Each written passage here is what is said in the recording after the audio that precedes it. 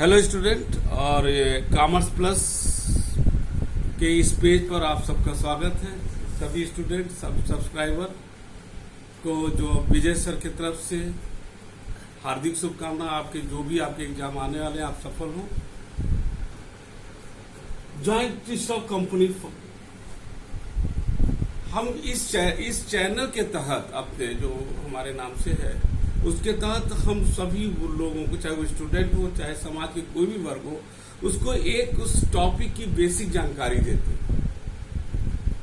हम लोग joint stock company रोज बोलते हैं, लेकिन ज्वाइंट स्टॉक कंपनी होता क्या है इसके बारे में हम लोग आज बात करेंगे। इसको 3 भागों में जाएगा: joint stock company first, joint stock company second, joint stock company third. हम इसको स्टार्ट करें उसके पहले हम आपसे बोलना चाहेंगे कि अगर आपने अभी तक इसको सब्सक्राइब नहीं किया है तो सब्सक्राइब कर लीजिए इसको, क्योंकि आगे इसको आपको बहुत अच्छी बेसिक जानकारी देंगे हम आपको। इसको तत्काल सब्सक्राइब कीजिए और अपने मित्रों से भी कहिए इसको सब्सक्राइब करें। ज्वाइंट स्टॉक कंपनी क्या है, उसके पहले हम इसको जो है इस डिस्कशन को, इस क्लास को कई भागों में बांटेंगे। सबसे पहले बताएंगे कि ये क्यों ज्वाइंट स्टॉक कंपनी आया, इसका हमारे इकोनॉमी में क्या महत्व है, ज्वाइंट स्टॉक कंपनी एक्चुअली है क्या, और कैरेक्टरिस्टिक। आज के हमारे इस सेशन में ये सारी चीजें हमारी शामिल होंगी। देखिए, through the passage of time the old traditional business organisation like the sole trade and partnership, ये सब these are not fulfilling our economic and social need of the society and the country। ये जो soul trade है और partnership firm है, ये हमारे आर्थिक जो जरूरतें हैं उसको पूरा नहीं कर पाए, due to the lack of capital, due to the scope और due to the managerial skill. They are not matching the changing the dynamic pattern of the society and the economic pattern of a country. After the industrial revolution in the whole world, these old traditional business organization even failed to match the changing the global economic scenario.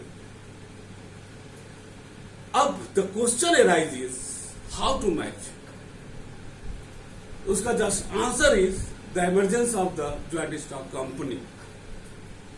क्योंकि वहां पर जो 2-3 जो मुख्य खूबियां 2-3 थी, कई there are so many limitation of sole trade and partnership, 2-3 थी। Due to the lack of capital, अगर हम इसको नोट करें, लैक ऑफ कैपिटल, क्योंकि ज्यादा कैपिटल दे नहीं सकते थे।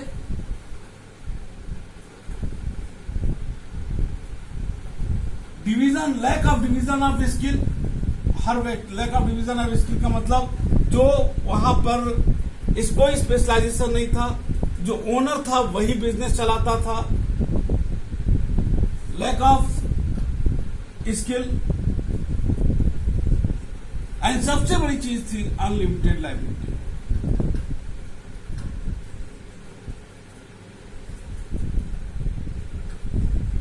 ये फॉर्म ऑफ सिन था जिसको किया। जब इंडस्ट्रियल रेवोल्यूशन आया तो हमारी ये सारी चीजें हमको, हमारी कंट्री को, देखिए सोल ट्रेड पार्टनरशिप एक लोकल लेवल पर ज्यादा लोगों को रोजगार दे सकता है, लेकिन जब हमारा इंडस्ट्रियल रेवोल्यूशन आया, हमारी जो है लोकल से हमारा स्टेट से नेशनल और नेशनल से जब इंटरनेशनल बिजनेस हमारा जाने लगा, तो वहां पर 2-3 चीज की जो महत्वपूर्ण चीज जरूरत थी, that is the capital, that is the skill. और ये तभी हो सकता था, आपको कैपिटल और स्किल तभी मिल सकता था। कैपिटल तभी मिलता जब आपकी लायबिलिटी अनलिमिटेड हो। अनलिमिटेड लायबिलिटी, और हम अभी डिटेल बताएंगे क्या होता है जब आपकी लायबिलिटी लिमिटेड हो, अनलिमिटेड ना हो। और दूसरा कि कैपिटल ज्यादा से ज्यादा मात्रा में आए, और तीसरा कि ओनर जो है उस मैनेजमेंट, चूंकि through the emergence of the joint stock company, the pattern of after the revolution and industrial revolution, the pattern of the production had changed in a dynamic manner। अब उसके आधार पर जब प्रोडक्शन पैटर्न चेंज हो रहा है, that required the specialized knowledge। In that case, the sole trader and partnership the owner of the sole trader and partnership firm are lacking the specialized knowledge. That require the separation of the ownership and the management. Ownership require the entrepreneurship skill and management require the specialized knowledge of the subject. That's why this has become the major reason behind the emergence of the joint stock company. साथ ही साथ एक बहुत बड़ी चीज था joint stock company के आने से, ये इसका जो छोटे छोटे कैपिटल हम लोगों को बांटते हैं, हमारे पास पूंजी की बहुत कमी है। How to accelerate the saving, जब हम छोटा छोटा सेविंग के रूप में हम लोगों से पैसा लेते हैं, मान लीजिए हम 10 लाख लोगों से 1,000 रुपया ले, आप इसको मल्टीप्लाई कर दीजिए तो आपका कई करोड़ रुपया आ जाएगा, और 10 लाख लोग जो है 1,000 रुपया आराम से दे सकते हैं। एक बहुत बड़ा कैपिटल हो जाएगा और आपकी स्थापना हो जाएगी ज्वाइंट स्टॉक कंपनी। ये था ज्वाइंट स्टॉक कंपनी क्यों आया। और आज के समय में जो एक कहावत है, work in local but think like global, इसके चाहिए कि भले से हम आज काम करें, बस just to match the international the global economy, it is essential to support the emergence of the joint stock company. अब होता है ज्वाइंट स्टॉक कंपनी है क्या। इंडिया में ज्वाइंट स्टॉक कंपनी हमारे इंडियन कंपनी एक्ट 2013 से गवर्न होता है। Joint stock company is a voluntary association of people to come together for the common purpose incorporated with the law as an artificial person with the perpetual successor. यानी कि joint stock company is an artificial person जिसका registration law से होता है। इसको हम सारी चीजों को हम डिफाइन अप करने जा रहे हैं एज ए कैरेक्टरिस्टिक। सबसे पहला जो कैरेक्टरिस्टिक है ज्वाइंट स्टॉक कंपनी का, वो है that is the voluntary association. Voluntary association का लोग इकट्ठा होते हैं, इसमें कोई दिक्कत नहीं। दूसरा पॉइंट है incorporated by the law, यानी it is essential or the joint stock company either in any nature must be registered with the Joint Stock Company Act 2013. Without getting the registration, no joint stock company will be started. इसके joint stock company को वहां से registration कराना, ये यहाँ आपको बता दें, ज्वाइंट स्टॉक कंपनी का रजिस्ट्रेशन भारत सरकार का जो कंपनी लॉ अफेयर मिनिस्ट्री है उसके तहत होता है। हर स्टेट में रजिस्ट्रार ऑफ द कंपनी होता है, जो उस स्टेट में स्थापित होने वाले कंपनी का रजिस्ट्रेशन वहां से होता है। तो इसका यहाँ पर यह है कि ज्वाइंट स्टॉक कंपनी रजिस्टर्ड होगा। तो ये दो पॉइंट हो गया। तीसरा जो सबसे बड़ा पॉइंट है कि हमने ज्वाइंट स्टॉक कंपनी, जब एक तो हो गया रजिस्टर्ड हो गया आपका, दूसरा हो गया वॉलंटरी एसोसिएशन हो गया, तीसरा हो गया joint stock company according to the law is the artificial person. Artificial person क्यों कहा गया है? वो इसलिए कहा गया है कि जो कॉन्ट्रैक्ट एक्ट में जो एक व्यक्ति को कॉन्ट्रैक्ट करने का अधिकार होता है, वही अधिकार ज्वाइंट स्टॉक कंपनी को होता है। Joint stock company is not the citizen, is not the individual कि उसका जो है उसका राशन कार्ड बने, उसका जो है वोटर में नाम हो ना। इसके लिए जरूरी है कि ज्वाइंट स्टॉक कंपनी का जो है आपका वो कॉन्ट्रैक्ट कर सकता है ज्वाइंट स्टॉक कंपनी। यहाँ पर एक चीज ध्यान देने वाली बात है, जो मैंने बोला है, joint stock company is an artificial person created by the law. यहाँ पर ये इसका ये मतलब है कि ज्वाइंट स्टॉक कंपनी अपने आप में एक व्यक्ति है, लॉ के द्वारा एक हमारे आपके तरह इंडिविजुअल नहीं है। अब यहाँ पर है कि जब एक व्यक्ति है तो उसकी पहचान क्या है? उसकी पहचान होता है कॉमन सील। कॉमन सील के तहत हम ज्वाइंट स्टॉक कंपनी की पहचान करते हैं। ये हो गया तुम्हारा 4 पॉइंट। तो पहला हो गया वॉलंटरी एसोसिएशन, दूसरा हो गया आपका जो है incorporated by the law, artificial person and common seal. अब जब एक व्यक्ति है तो निश्चित रूप से एक व्यक्ति जब पैदा होता है, बच्चा पैदा होता है, व्यक्ति होता है, उसकी सांस होती है, आत्मा होती है, यहां पर होता है share. Share is the soul of the joint stock company. यहां बता दें कि ये जो इसको हम पॉइंट को जो बोलेंगे थोड़ा एलोबरेटरी, कि शेयर को जो है जो सोल ट्रेड ऑफ पार्टनरशिप होता है, उसमें जो है ओनरशिप सेंट्रलाइज होता है, कैपिटल लोगों का लगा होता है, रिस्क बहुत ज्यादा होता है। यहाँ रिस्क डाइवर्सिफाइड होता है। क्यों? क्योंकि जो शेयर होता है वो समाज के विभिन्न वर्गों में वो के लोग उसको लेते हैं। Ownership are diversified, so risk are diversified. अभी उसके वजह से जो है यहाँ पर जो जॉइंट स्टॉक कंपनी में शेयर जो लोग शेयर लेते हैं उसको शेयर होल्डर बोलते हैं, और इसके आधार पर जो है उनका रिस्क जो है डाइवर्सिफाइड हो जाता है। क्यों डाइवर्सिफाइड होता है? इसको छठे पॉइंट में बताते हैं, limited liability. It is essential for the joint stock company to write the word limited with its name.